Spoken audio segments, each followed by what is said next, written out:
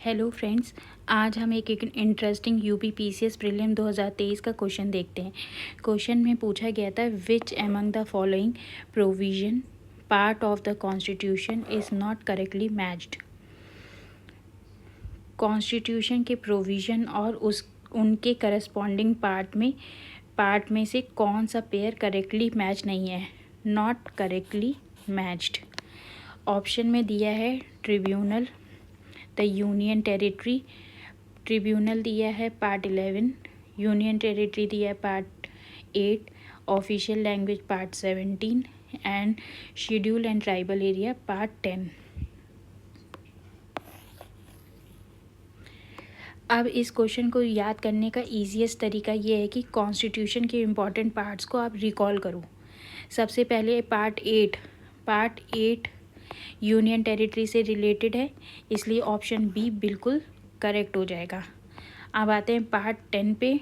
Part 10 schedule and tribal area से related है, ये ऑप्शन डी भी सही हो जाएगा। पार्ट 17 ऑफिशियल लैंग्वेज से रिलेटेड है, और तो ये भी ऑप्शन सी भी करेक्ट हो जाएगा। अब बचता है ऑप्शन ए जिसमें ट्रिब्यूनल को पार्ट 11 बताया गया है। यहीं पर गलती है। एक्चुअली ट्रिब्यूनल कॉन्स्टिट्यूशन के 14A पार्ट में आते हैं, जिसे 42 कॉन्स्टिट्यूशनल अमेंडमेंट एक्ट 1976 के थ्रू ऐड किया गया था।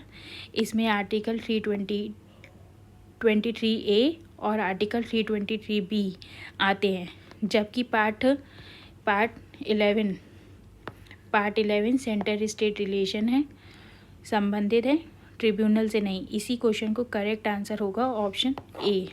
Option A is correct answer, क्योंकि इसमें पूछा गया था नॉट करेक्टली मैच्ड, तो option A is the correct answer. देखिए, आपको याद रखना है कि पार्ट 8 में यूनियन टेरिटरी आता है, पार्ट 10 में शेड्यूल एंड ट्राइबल एरिया आता है, और पार्ट 11 में सेंटर स्टेट रिलेशन, पार्ट 17 में official language and part 14A में ट्रिब्यूनल।